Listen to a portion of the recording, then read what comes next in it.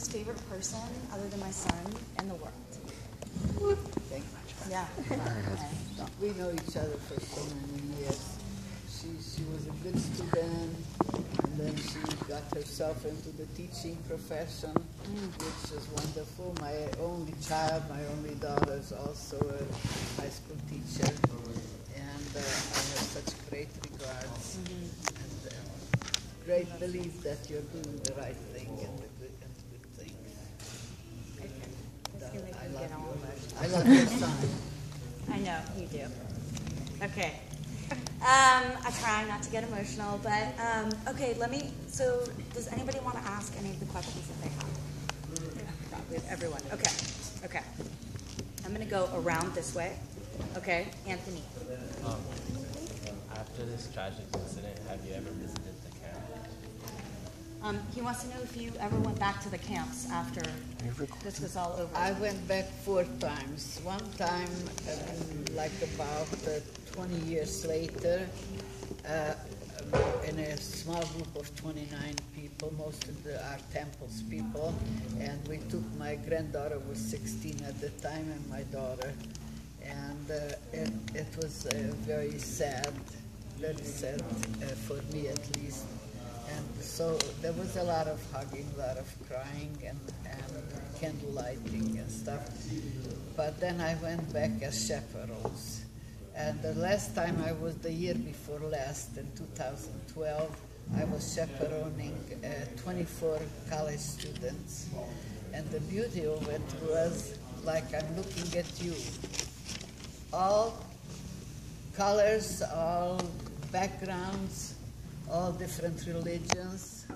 We had even a Muslim girl with us, and it was just so wonderful to see the camaraderie among the students.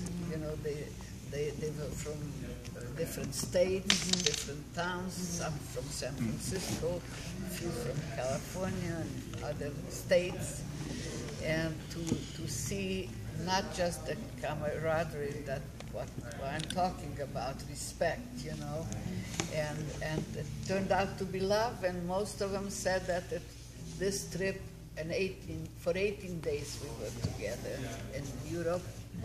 We went out to all the concentration camps, and again I say there was even more crying and hugging.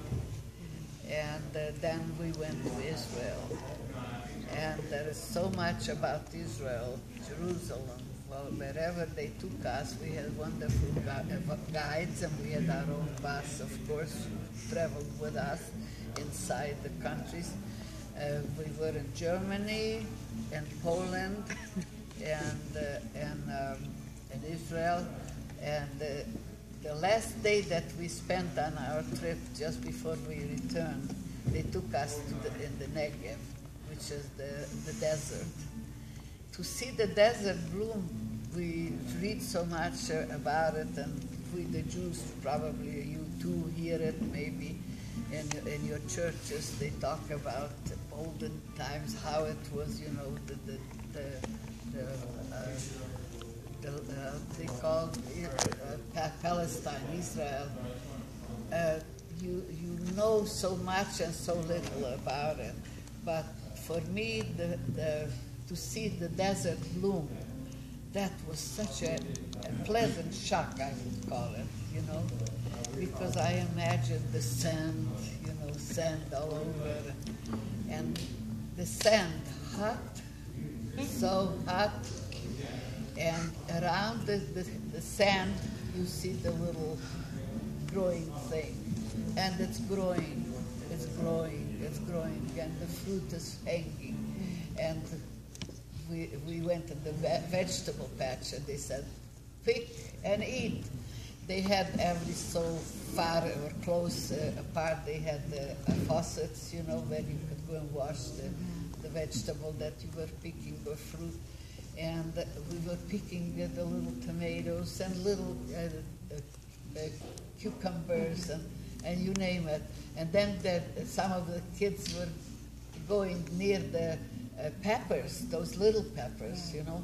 I said, hey kids, listen, don't bite into those little ones. They're beautiful. Just look at them, but don't bite them. And then some of the boys wanted to show how strong they are. They were making a game out of it. And then you could see their tears coming down.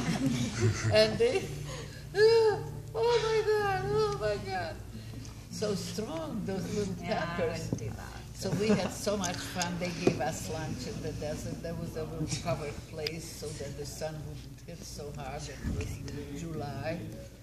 And it was such a pleasure. And then a school of tiny little tots, little boys and little girls. The little boys dressed up and